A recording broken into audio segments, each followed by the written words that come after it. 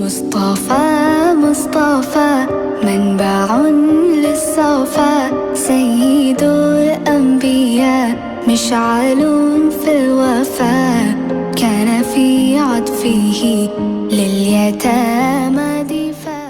بسم اللہ الرحمن الرحیم. السلام علیکم. تو دوستو، آج ہم دوبارہ سے ایک نئی ویڈیو کے ساتھ حاضر خدمت ہیں.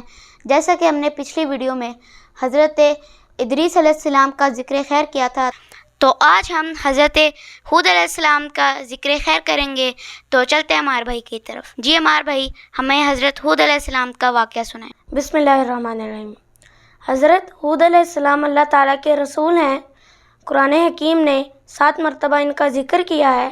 ان کا شجرہ نسب کچھ اس طرح سے بیان کیا گیا ہے. ہود علیہ السلام بن عبداللہ بن رباح بن خلود کا نام جارود یا حارث بھی بیان کیا جاتا ہے، بن عاد بن اوس بن ارم بن سام بن نوح علیہ السلام. حضرت ہود علیہ السلام قوم عاد کی طرف تشریف لائے. یہ اپنے جد اعلیٰ عاد بن اوس سے نسبت کی وجہ سے قوم عاد کہلاتے تھے. یہ احقاف میں آباد تھے. احقاف ریت کے پہاڑوں کو کہتے ہیں. ان کا مسکن یمن میں عمان اور حضرموت کے درمیان تھا. جس علاقے میں یہ آباد تھے اسے شہر کہتے ہیں، اور ان کی وادی کا نام مقیس تھا.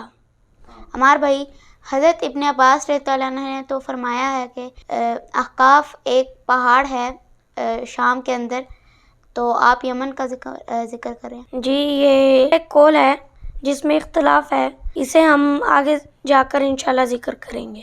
قرآن حکیم نے 14 صورتوں میں قوم عاد کا ذکر کیا ہے، اور قرآن حکیم نے انہیں عاد اولا اور عاد ارم کے نام سے پکارا ہے. ہم نے اس کے سلسلے میں ایک چارٹ تیار کیا ہے جسے آپ اپنی اسکرین پر دیکھ سکتے ہیں. کہا جاتا ہے کہ حضرت نوح علیہ السلام کے بعد سب سے پہلے قوم عاد نے بت پرستی شروع کی، اور اللہ تعالیٰ نے ان میں حضرت ہود علیہ السلام کو رسالت دے کر مبعوث فرمایا. حضرت ہود علیہ السلام نے قوم کو اللہ تعالیٰ کی وحدانیت کی طرف دعوت دی اور انہیں شرک اور بت پرستی سے منع فرمایا. قرآن حکیم نے سورۃ الاعراف میں اس واقعے کا خلاصہ بیان فرمایا ہے.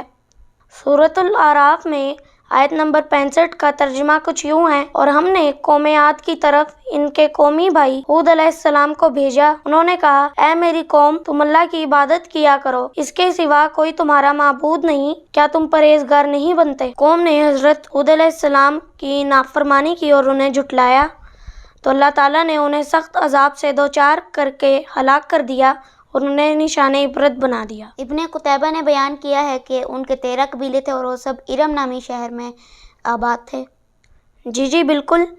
اور جو میں ذکر کر رہا تھا، قرآن حکیم نے اس قوم کی کچھ خصوصیات بیان کی ہیں جو انہیں دوسری قوموں سے ممتاز کرتی ہیں. قرآن فرماتا ہے کہ ان کی طرح کوئی دوسرا پیدا نہیں کیا گیا. مفسرین بتاتے ہیں کہ وہ بہت دراز قد اور طاقتور لوگ تھے. قرآن فرماتا ہے وہ اونچی اونچی جگہوں پر بڑے بڑے نشان تعمیر کرتے تھے. وہ بڑے بڑے ستونوں والے محلات تعمیر کرتے تھے، گویا اس میں ہمیشہ رہنے والے ہیں. ان کی آبادی دوسروں سے زیادہ تھی. ان کے پاس بہت سے مویشی، باغات اور چشمے تھے، گویا وہ ایک طاقتور تہذیب تھے. قرآن نے یہ بھی بیان کیا ہے کہ وہ جب کسی پر گرفت کرتے تو بہت سخت گرفت کرتے تھے، اور ان کا دعویٰ تھا کہ ہم سے طاقتور کون ہے. ان خصوصیات پر غور کرنے سے ظاہر ہوتا ہے کہ وہ اپنے وقت کی معاشی اور فوجی قوت تھے. عمار بھائی، کیا حضرت ہود علیہ السلام کا ذکر سابقہ قوموں کی کتابوں میں پایا جاتا ہے؟ حضرت ہود علیہ السلام اور حضرت صالح علیہ السلام کا ذکر تاریخی کتابوں میں تو پایا جاتا ہے، البتہ تورات اور انجیل میں ان کا ذکر نہیں پایا جاتا. اس کی کیا وجہ ہے؟ کیونکہ یہ رسول خطہ عرب میں تشریف لائے تھے. تمام عرب تو ان کے قصوں سے واقف تھے، لیکن جو اسرائیلی کتابیں ہیں اور اسرائیلی روایات ہیں ان میں حضرت آدم علیہ السلام، حضرت نوح علیہ السلام اور بنی اسرائیل کے انبیاء کا ذکر ہے. حضرت ہود علیہ السلام نے جب انہیں اللہ تعالیٰ کی طرف بلایا تو انہوں نے نہ صرف حضرت ہود علیہ السلام کو جھوٹا کہا بلکہ ان پر حماقت کا الزام بھی لگایا۔ حضرت ہود علیہ السلام نے فرمایا کہ اے قوم، یہ کوئی بے وقوفی کی بات نہیں، بلکہ میں تو اللہ تعالیٰ کا رسول ہوں اور اس کا پیغام پہنچا رہا ہوں اور تمہارا خیر خواہ ہوں۔ حضرت ہود علیہ السلام نے قوم کو سمجھایا کہ اللہ تعالیٰ کے پیغام کو ٹھکرانا ٹھیک نہیں، اللہ تعالیٰ سے توبہ کرنی چاہیے، اس سے وہ تمہیں اور زیادہ خوشحالی دے گا اور تمہاری قوت بڑھا دے گا۔ حضرت ہود علیہ السلام نے اپنی قوم سے فرمایا کہ اللہ تعالیٰ کے تم پر بہت سے احسانات ہیں، ان کی قدر کرو۔ اللہ تعالیٰ نے تمہیں قوم نوح کے بعد دنیا کی امامت دی، اگر تم اللہ تعالیٰ پر ایمان نہیں لاؤ گے تو اللہ تعالیٰ تمہاری جگہ کسی اور کو لے آئے گا۔ حضرت ہود علیہ السلام نے تبلیغ میں کوئی کسر نہ چھوڑی، مگر انہوں نے ہر کوشش کا الٹا جواب دیا، ہر دلیل کا انکار کیا، معجزات دیکھ کر بھی ان کو ماننے سے انکار کر دیا اور کہا کہ آپ کے پاس اپنی نبوت کی کوئی دلیل نہیں ہے۔ حضرت ہود علیہ السلام نے فرمایا کہ جو دلیلیں اور معجزات تم مجھ سے طلب کرتے ہو وہ میرا اپنا کام نہیں، بلکہ میں تو اللہ کا پیغام بر ہوں اور میرا کام پیغام پہنچانا ہے اور تمہیں سمجھانا ہے۔ وہ کام میں نے کر دیا ہے، مجھے تمہاری ضد اور ہٹ درمی کی وجہ سے تم پر سخت عذاب آنے کا ڈر ہے۔ انہوں نے جواب دیا کہ آپ ہمیں سمجھائیں یا نہ سمجھائیں، ہمیں فرق نہیں پڑتا۔ قوم نے کہا کہ ہم آپ کے کہنے پر اپنے باوجداد کے دین کو چھوڑنے والے نہیں ہیں، آپ جس عذاب سے ہمیں ڈراتے ہیں وہ عذاب ہم پر لے آئیں۔ حضرت ہود علیہ السلام نے فرمایا کہ تم لوگوں نے مجھ سے کسی دلیل کے بغیر جھگڑا کیا ہے اور اپنے گھڑے ہوئے خداؤں کے لیے اللہ تعالیٰ کا انکار کیا ہے، اس لیے تم پر اب اللہ تعالیٰ کا عذاب لازم کر دیا گیا ہے، لہٰذا اب تم عذاب کا انتظار کرو اور میں بھی تمہارے انجام کا انتظار کرتا ہوں۔ شروع میں ان پر بارش روک لی گئی، پھر جب اللہ تعالیٰ نے ان کو عذاب دینے کا ارادہ فرمایا تو ان پر بادل بھیجے جسے دیکھ کر وہ خوش ہونے لگے۔ قرآن نے ان کی اس کیفیت اور ان کی بے خبری و غفلت کا بیان سورۃ الاحقاف میں فرمایا ہے کہ کس طرح اس آندھی نے سب کچھ توڑ کر رکھ دیا اور انہیں ہلاک کر دیا۔ قرآن حکیم خبر دیتا ہے کہ ان کے گھروں کے سوا اب یہاں پر کچھ بھی دکھائی نہیں دیتا تھا۔ قرآن مجید نے سورۃ الحاقہ، سورۃ الزاریات، سورہ فصلت اور سورۃ القمر میں قوم عاد کی تباہی کی منظر کشی کی ہے کہ ان پر ایک تیز، سخت، سرد اور گرج دار آندھی چلی جو مسلسل 7 راتیں اور 8 دن تک چلتی رہی، اور اس کے نتیجے میں سب کے سب کافر ہلاک ہو گئے اور وہ ایسے پڑے تھے جیسے کھجور کے کٹے ہوئے تنے پڑے ہوں۔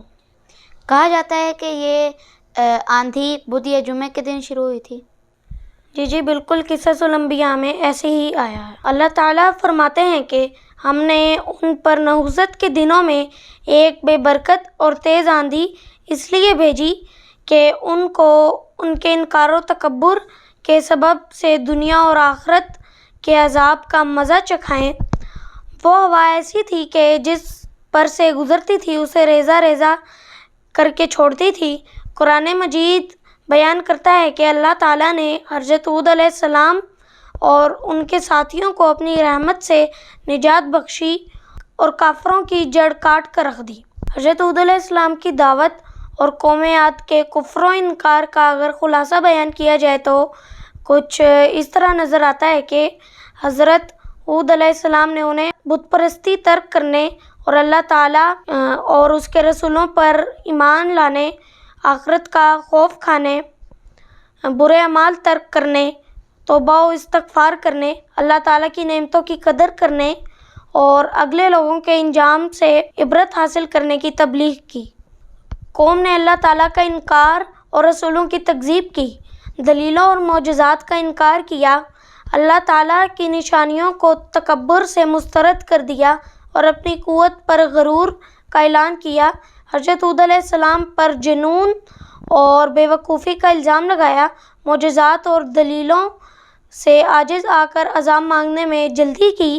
اللہ تعالیٰ نے سورہ ہود میں آیت نمبر 59 میں ان کی اس سارے کہانی کا خلاصہ کچھ اس طرح بیان کیا ہے کہ اور یہ قوم عاد ہے جنہوں نے اپنے رب کی آیتوں کا انکار کیا اور اپنے رسولوں کی نافرمانی کی اور ہر جابر دشمن حق کے حکم کی پیروی کی۔ جس طرح قوم عاد کے مسکن کے بارے میں اختلاف ہے، اسی طرح حضرت ہود علیہ السلام کی قبر مبارک کے بارے میں بھی اختلاف رائے ہے۔ حضرموت کے پاس ایک گاؤں میں ایک مسجد اور قبر پائی جاتی ہے جس کی زیارت کے لیے لوگ اب بھی جاتے ہیں، اور اس کے پاس ایک چٹان ہے جس کے بارے میں کہا جاتا ہے کہ وہاں حضرت ہود علیہ السلام قوم سے خطاب کیا کرتے تھے۔ یہ بھی بیان کیا جاتا ہے کہ ان کی قبر مبارک دمشق میں ایک مسجد کی مشرقی دیوار کے پاس ہے۔ عراق میں نجف اشرف کے پاس مقبرہ دارالسلام کے اندر حضرت صالح علیہ السلام، حضرت ہود علیہ السلام، حضرت نوح علیہ السلام اور حضرت آدم علیہ السلام کی قبر مبارک اکٹھے ہونے کا دعویٰ بھی کیا جاتا ہے۔ پانچویں روایت یہ بیان کی جاتی ہے کہ اردن کے ایک شہر جرش کے مشرق میں ایک پہاڑ ہے جس کی چوٹی پر ایک گاؤں ہے جسے ہود نبی کا گاؤں کہا جاتا ہے، اور اس چوٹی پر ایک مربع نما کمرہ ہے جس میں کوئی قبر تو نہیں ہے، لیکن کہا جاتا ہے کہ یہ حضرت ہود علیہ السلام کا مقبرہ ہے۔ اسی جرش نامی شہر کے مغرب میں ایک پہاڑ موجود ہے جس کی چوٹی پر ایک قبر ہے، اور کہا یہ جاتا ہے کہ یہ حضرت ہود علیہ السلام کی قبر مبارک ہے۔ اور علامہ ابن کثیر نے بیان کیا ہے کہ اس پہاڑ کے نیچے ایک کنواں تھا جس سے قوم عاد کے لوگ پانی بھرا کرتے تھے۔ یہ مختلف روایات ہیں جن میں ہماری رہنمائی کرنے کے لیے ایک حدیث شریف موجود ہے۔ نبی اکرم صلی اللہ علیہ وآلہ وسلم نے وادی عصفان سے گزرتے ہوئے ایک بار بیان کیا تھا کہ اس وادی سے حضرت ہود علیہ السلام مکہ حج کے لیے جاتے ہوئے گزرے تھے، اور وادی عصفان مکہ کے شمال میں موجود ہے، جس سے معلوم ہوتا ہے کہ حضرت ہود علیہ السلام کی رہائش مکہ کے شمال میں تھی۔ جو مکہ مکرمہ کے جنوب میں یمن والی روایت ہے وہ اتنی درست ثابت نہیں ہوتی۔ تو اسی کے ساتھ اگلی ویڈیو تک کے لیے میں اجازت چاہوں گا۔ اللہ حافظ۔ ساتھیوں، امید کرتی ہوں کہ آپ کو ہماری یہ ویڈیو پسند آئی ہوگی، تو پلیز اسے لائک کریں، شیئر کریں اور ہمارے چینل کو سبسکرائب کریں، اور ہاں، بیل آئیکن کو دبانا مت بھولنا تاکہ ہماری ساری ویڈیوز آپ تک بر وقت پہنچتی رہیں۔ ساتھیوں، آج کی ویڈیو کا اختتام ہوتا ہے۔ انشاءاللہ ہم اگلی ویڈیو حضرت صالح علیہ السلام کے واقعے پر بنائیں گے۔ اگر آپ نے حضرت نوح علیہ السلام کا واقعہ نہیں دیکھا تو آپ یہاں دیکھ سکتے ہیں، حضرت آدم علیہ السلام کا واقعہ آپ یہاں دیکھ سکتے ہیں، حضرت ادریس علیہ السلام کا واقعہ آپ یہاں دیکھ سکتے ہیں، اور یہاں پر ہمارے چینل کو سبسکرائب کیجئے۔ تو ملتے ہیں اگلی ویڈیو میں۔ اللہ حافظ۔